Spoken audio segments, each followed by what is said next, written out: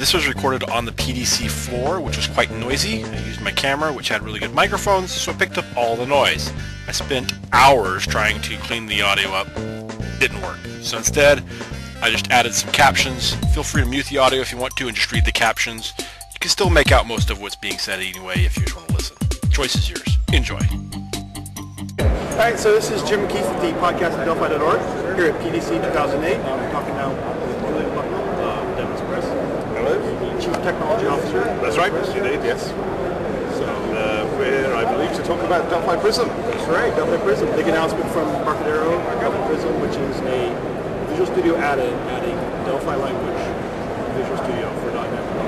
That's right, yes. And the important thing for us is it's Visual Studio. So all of our controls, which are already installed inside Visual Studio for C# and VB programmers, in theory, should be able to install into the Visual Studio that comes with Delphi Prism. Essentially what Microsoft have done is they've extracted everything out of Visual Studio that is language specific, and they give that away for free. It's they call the Visual Studio Shell. Right. And Embarcadero have taken the Visual Studio Shell, and they've added their own language service for Delphi, and they're calling the whole thing Delphi Prism. Okay. So, as I say, in theory, our components should install straight away into Delphi Prism, and you'll be able to use our WinForms components like our grids, our tree lists, our reporting stuff, and also ASP.NET. All of our components for ASP.NET, and of course coming up our WPF components and Silverlight components, which should all work out of the box, as it were. Now, obviously, there's going to have to be a little bit of testing here. Yeah. But that's the grand plan. So now you have right now you have two lines. You have the VCL line That's right. and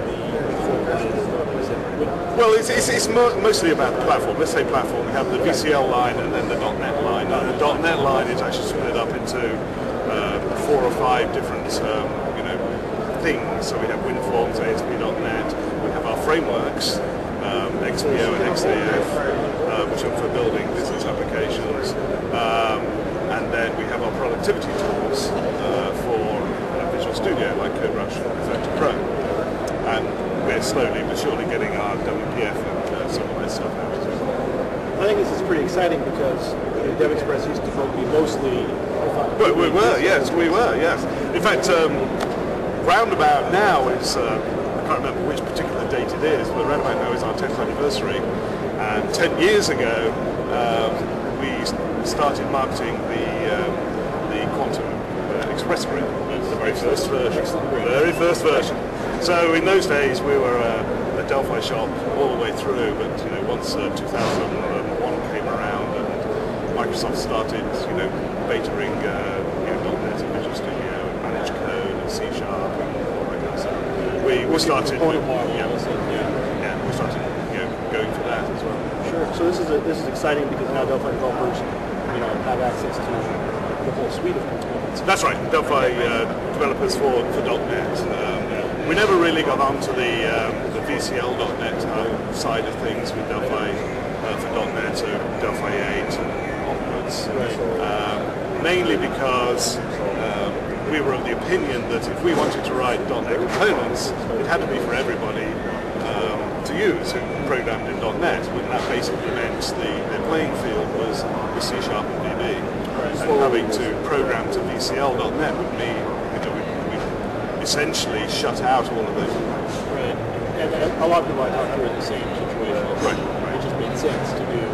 That's why Delphi Prism is so important. Is VCL.NET, long rest its soul, is going away, and it's just going to be a pure, don't say pure .NET language, but you don't have any of these extra assemblies to ship. So you mentioned the productivity tools. Yeah, CodeRush and Effective Pro. So CodeRush, for those who remember, was a Delphi offering. It used to be a Delphi offering, and Delphi we stopped 5 through 7 is where it was available. Yeah, we stopped developing it after Delphi 7, mainly because the Borland IDE for Delphi changed from Delphi 7 to Delphi 8. The R&D team created this new IDE. code name at the time was Galileo. Right. I don't know whether you remember that far back. Yes. I can just about remember that far back.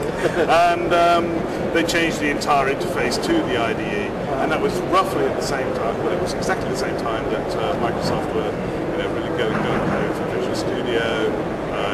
Visual Studio 2003 was coming out, and 2005 was being worked on, and so we decided to basically take CodeRush, all the ideas in CodeRush and Delphi, and apply them to the Visual Studio world.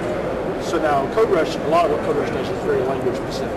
Definitely, yeah. So, whether now it's in Visual Studio, you already have the hooks to be able to write under IDE and make those behaviors in there. So now it's just a matter of teaching it to deal with Delphi Prism. Well, the essence is underneath both CodeRush and Refactor Pro is a common parser engine, a code generator engine, and that engine actually works with C# and VB and JavaScript and C++ and ASP.NET, SAML and all those kind of things. It actually works with those kind of languages. In other words, the parser will be able to parse them and identify the actual syntax and the tokens in the language. Now, in theory, we can then say, well, Delphi Prism is a Visual Studio inhabitant now, and in theory we just basically take, we tokenize Delphi code, Pascal, and create the same symbol trees and use those symbol trees to generate Pascal code and so on.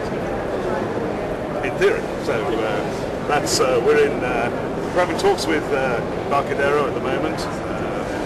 In fact, here at PDC we had a good chat with Nick Hodges and Alan Lauer, and it could be a feature. We're going to find out how much it's going to take and how long it's going to take, and so on and so forth. So CodeRush may be coming back to Delphi. That would be very exciting. Right.